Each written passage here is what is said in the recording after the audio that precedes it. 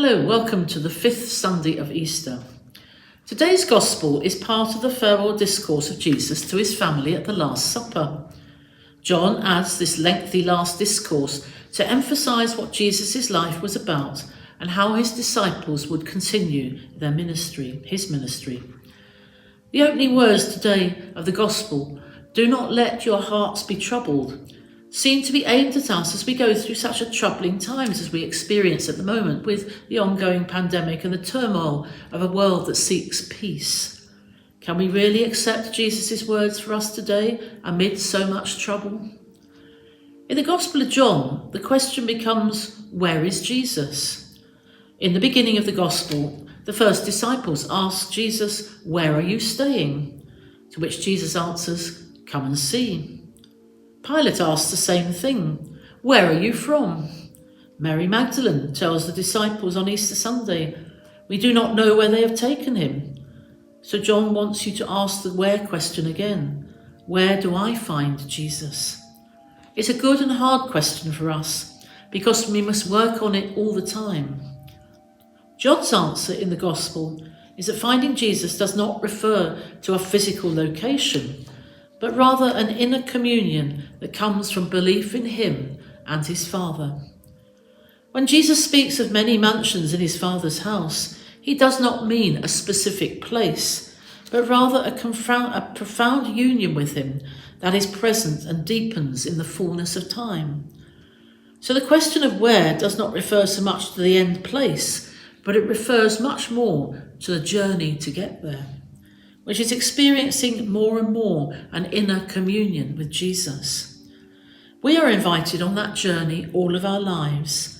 We need to be aware of the importance that we stay on that journey constantly, looking to see where Jesus is along the way of our pilgrimage. Jesus is the way to the Father, the unity that we experience in the liturgy. We miss the community that gathers every Sunday during the pandemic. Yes, the gathering in the church was the most important action we take each week. And so it's important that we return and encourage others to return who may think it's much easier just to stay at home and watch online. They are much more content doing that in the comfort of their own homes.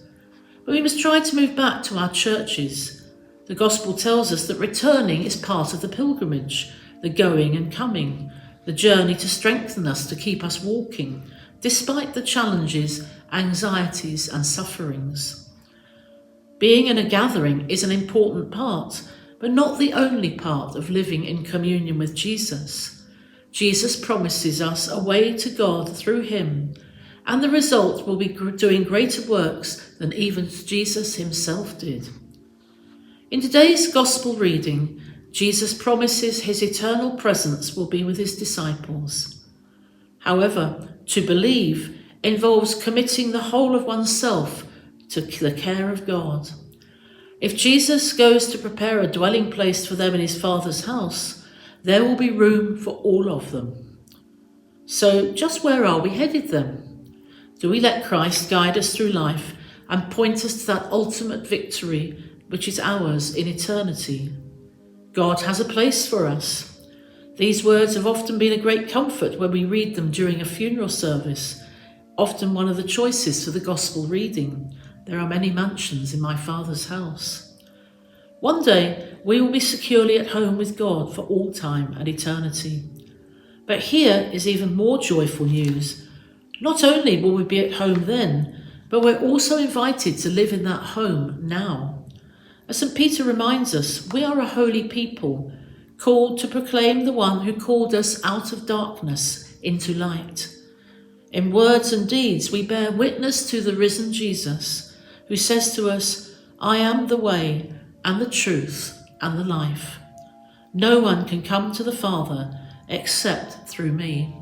And that is the good news of today, which we proclaim.